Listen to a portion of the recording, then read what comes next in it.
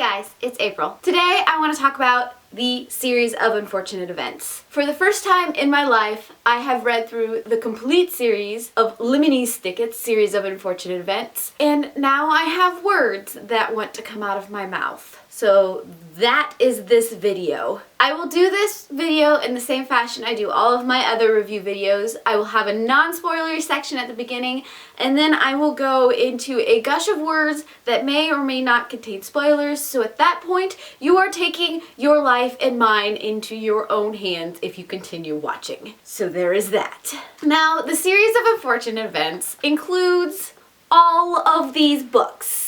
It is appropriately composed of 13 books, which makes sense when you're writing a series about unfortunate events because apparently 13 is an unfortunate number. In the first book, you meet the Baudelaire children, Violet, Klaus, and little baby Sunny. Their parents have unfortunately passed away, and now they have been shuffled off to live with their iconic uncle, Count Olaf. This series is written in such a dark and slightly whimsical fashion.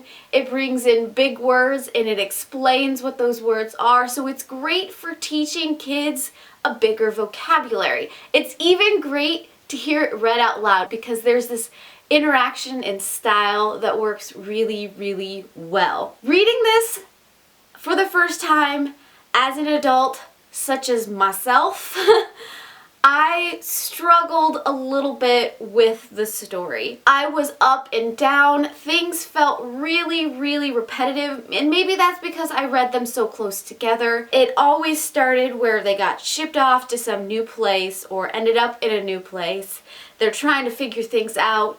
Things really bad happened. Sometimes they made friends, and then even worse things happened, and then they're on the run or being shipped to someplace else. That is the general gist of each and every story. And at the same time, I was thinking, what are we trying to teach children with these books? Besides a bigger vocabulary, were we trying to teach them that they can be self-sufficient? Were we trying to teach them how to be not bad? Were we trying to teach them that grown-ups were not reliable in any way, shape, or fashion?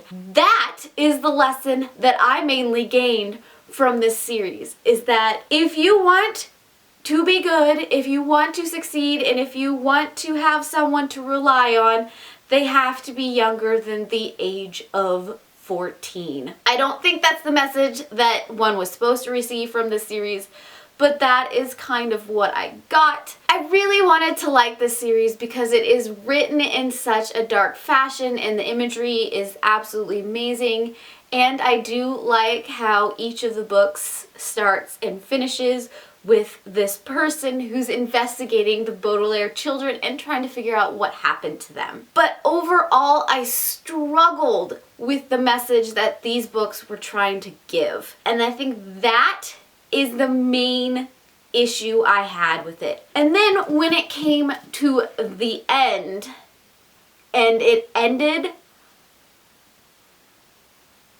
it came to the point where I was wondering if I even wanted to keep this series on my shelf. The way it ended left me wondering what the whole point of the series is and how I could come back from it. Maybe that, of course, is just me reading it as an older person. Have any of you guys experienced reading this whole series as a youth or as a younger person? I don't know if there was a better way to word that sentence, but it's out in the universe now.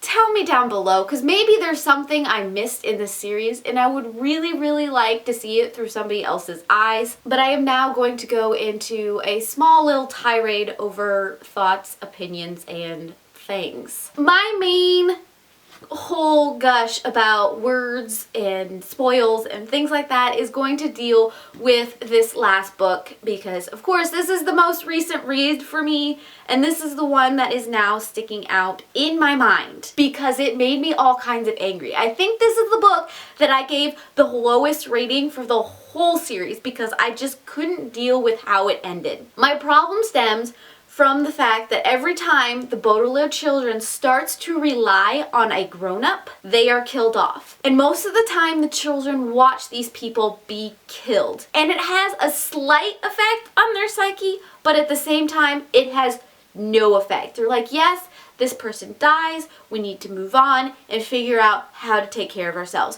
Which in effect is probably a good thing because it doesn't stop them from surviving. But at the same time, the children act more like adults than the adults do. And I don't know how to process that. Especially at the end when all three Baudelaire children are given Kit's baby to raise for themselves on an island that only they are on. I don't. Okay. That's basically all that I could do after I finished this series. Like I said, I don't know how to process or take in all of this series. I really love the artwork and the thought process behind all of this, kind of, sort of, but not really. I really want to start a conversation with those of you that have read this complete series and have fallen in love with it. Tell me your experience with these books. Maybe there's something I'm missing because of when I read them. I keep coming back to that because maybe I'm seeing it through a very cynical adult mindset. I'm missing something magical in these books. I would really like to know, and I really want to start a conversation. Let me know down below. I heart your beautiful faces. Bye.